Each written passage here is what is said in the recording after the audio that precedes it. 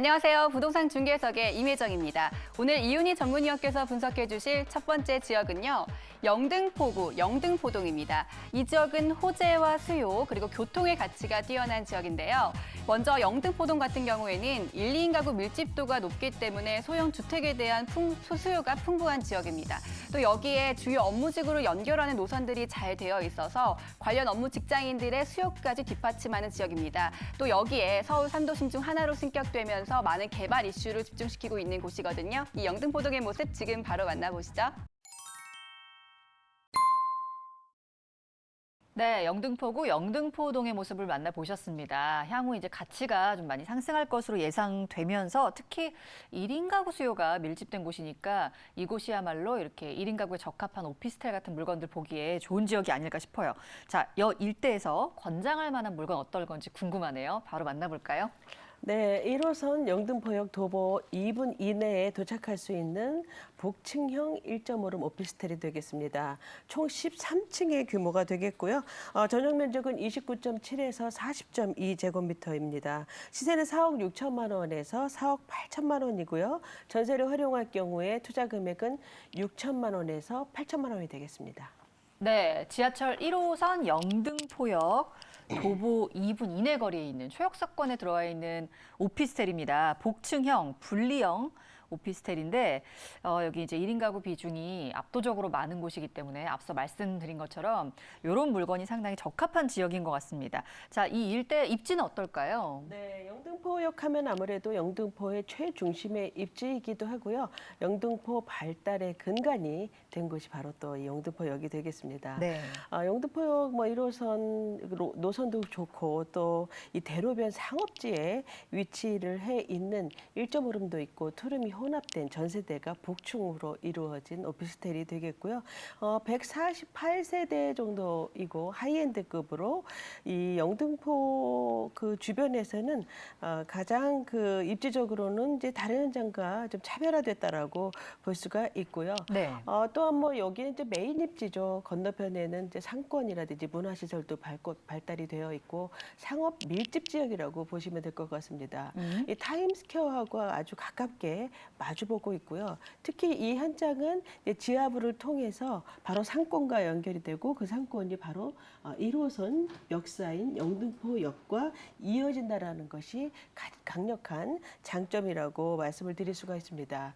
이 주변을 보시게 되면 영등포 뉴타운도 개발되고 또 신길 뉴타운도 지금 많이 진행이 됐죠.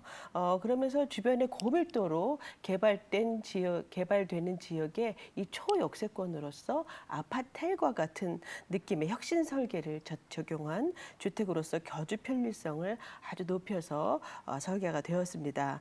또 하나의 장점이라고 한다면 바로 위쪽에 70년대 지은 아주 오래된 고가가 있죠. 네. 이 영등포 고가가 올해 안에 철거를 앞두고 있기 때문에 이제 이 철거를 하게 되면 도로도 넓어지고 이곳에 공원이라든지 문화생활 이런 시설들이 들어섬으로 인해서 도심 경쟁력을 갖춘 새로운 공간이 개발이 될 예정으로서 현장은 매우 큰 입지적인 장점을 또 하나 갖게 된다고 볼 수가 있습니다.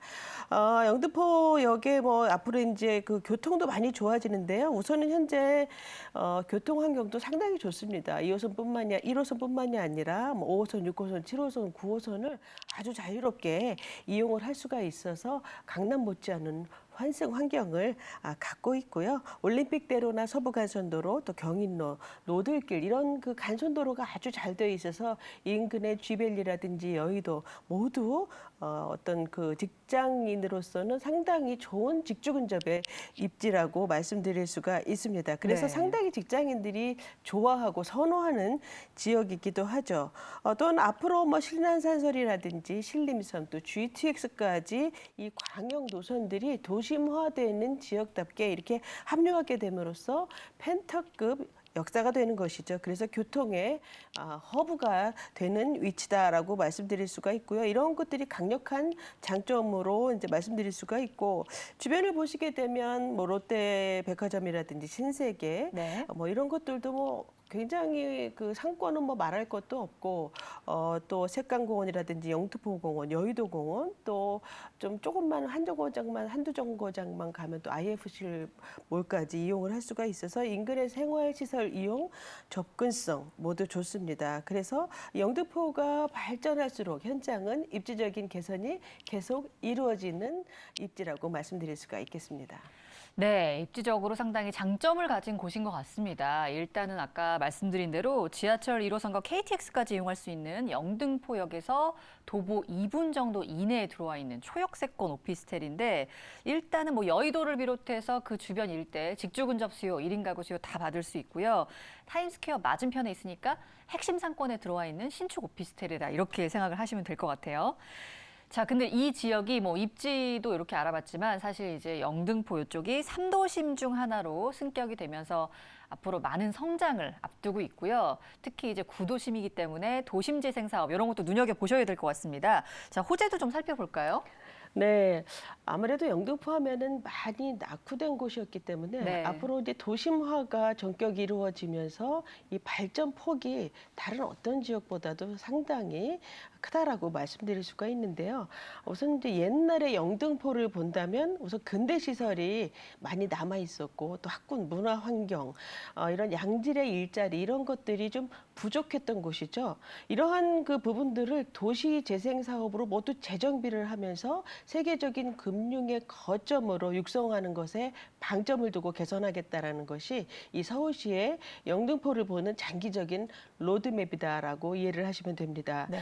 광역 교통망은 이제 앞으로 계속 구축이 될 것이고요. 주거 환경도 개선되고 또 중공업 지역의 재생 관리가 이루어지는 거고 문화도 공간 개발이 지금 시작이 됐죠. 그래서 이제 세종문화회관의 물레에 들어서는 사업들 이런 것들이 앞으로 이제 지속적으로 이루어지게 되겠고요. 이 일환으로 이 중공업지 개발을 보면은 이 중공업지의 비율이 상당히 높은 곳이 또 영등포죠. 네. 이러한 그 건폐율과 용적률이 모두 완화가 된다는 것은 넓게 지을 수 있고 높게 지을 수가 있다는 것이죠. 네. 그래서 이 산업과 주거가 조화된 미래형 복합단지로 전반적으로 조성이 되는 것입니다. 그래서 이런 그 첨단 산업의 육성을 통해서 양질의 일자리가 공급이 되는 것이고 직장과 주거가 분리되지 않는 경제적으로 자립된 지역으로 육성해 나간다라고 보시면 될 것 같고요. 또한 이 역세권 개발을 좀 들 수가 있겠는데요.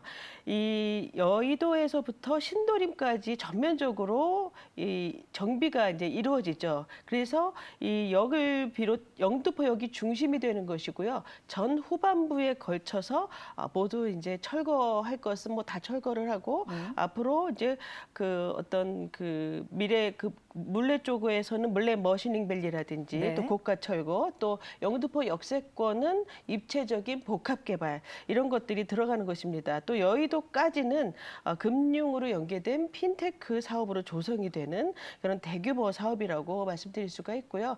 또 서부간선도로나 재물포터널 사업을 통해서 또 교통도 모두 완화시키는 이런 그 사업으로 인해서 직주 근접의 효과를 볼 수 있는 사업까지 영등포의 미래는 장기적으로 두고두고 관심을 가져도 좋을 지역이라고 말씀드릴 수가 있습니다. 네, 여러 가지와 함께 특히 이제 영등포역 역세권 개발도 가장 중요한 핵심 사업이 될 것 같습니다. 자, 이 지역 저희 복층형 1.5룸 오피스텔 알아보고 있습니다. 가격 정보 다시 정리해 볼까요? 네, 약 뭐 9평대 정도라고 보시면서 예상을 해보시면은 이제 4억 6천만 원에서 4억 8천만 원 정도고요. 네. 전세는 4억 원, 투자 금액은 6천만 원에서 8천만 원까지 가능하겠고요. 월세는 보증금 3천만 원에 월 120만 원에서 130만 원까지 가능합니다. 대출 약 70% 활용하시게 되면 1억대 초반으로 투자가 가능하겠습니다. 네. 전세로 임대를 두실 때 실투자 금액이 6천에서 8천만 원 사이고요. 월세 시에는 한 1억 초반대 정도로 보시면 좋을 것 같습니다. 자, 이 물건 보면서 이것만큼은 꼭 체크해야 된다 하는 게 있다면 어떤 걸까요? 예, 체크할 사항은 상당히 많은데요. 네. 간단하게 말씀드리면 우선 초역세권의 주변의 상권이 아주 좋은 지역에 또 이런 그 앞으로 개발하는 지역의 그런 그 초역세권의 입지라는 거 굉장히 중요하고요. 특히 이제 지하가 지하철 통로와 연결이 된다라는 거 이런 점 한번 꼭 체크해 어. 보시고요. 친환경 건축물이라는 것 또 풀가전 빌트인 가구 배치 아주 잘 되어 있으니까요. 여러 홍보관에 가셔가지고 이런 수납 시스템이라든지 또 수납 시스템 또 안전보안 시스템 또한 수입 자재를 썼다고 하니까요. 이런 자재는 또 어떤 자재를 썼는지 이런 것도 한번 살펴보시면 좋을 것 같습니다.